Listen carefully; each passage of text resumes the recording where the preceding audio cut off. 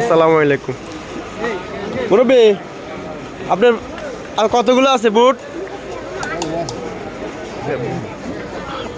আপনি এক বল আনছেন না আজকে? এক বল আনছেন, শেষ করে এলাইছেন। আপনি আজকে আজকে টাকা দিব না, কি কন? হ্যাঁ, সমস্যা নাই।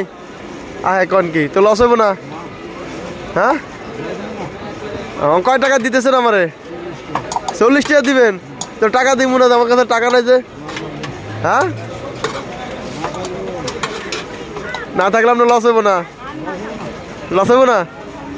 যাক, উনি আমাকে কিন্তু খুব ভালোবাসেন, সবসময় আমার থেকে বুট নিই।